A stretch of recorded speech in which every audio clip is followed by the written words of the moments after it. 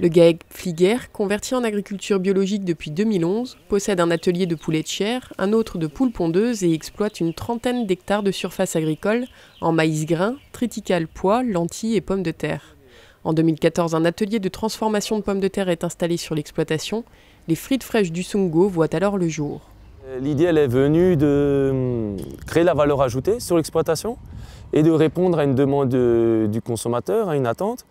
Et donc c'était aussi un moyen de se différencier des autres producteurs de pommes de terre et que le marché de la pomme de terre, surtout en filet de 25 kg, devenait de plus en plus tendu. Donc on a fait le choix de se diriger vers la transformation de pommes de terre. Donc au niveau de la transformation, on les transforme en frites, donc en 10 par 10, on fait des cubes, on fait des lamelles de pommes de terre et on fait des pommes de terre entières, épluchées. La culture de pommes de terre occupe 6 hectares. La production oscille entre 80 et 130 tonnes. 2 tiers sont vendus en direct sans transformation et 1 tiers est travaillé et conditionné. Pour répondre aux différents besoins, le GAEC Fliguer cultive plusieurs variétés.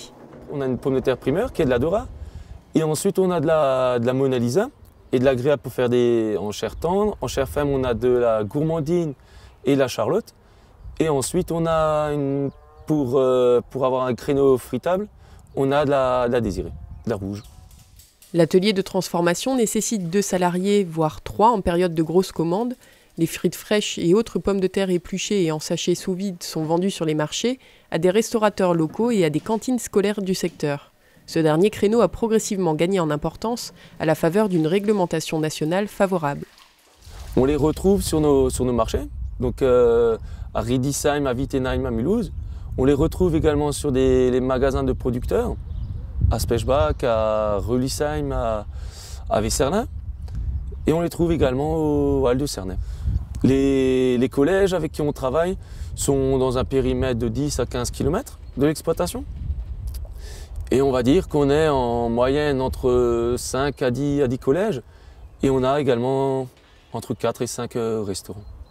La réglementation impose d'utiliser dans les cantines scolaires, donc dans la restauration au foyer, 20% de produits locaux ou de produits issus de l'agriculture biologique. Donc ça a quand même permis justement d'accéder à certains collèges, puisque pour le moment il y a peu d'offres sur la quatrième gamme.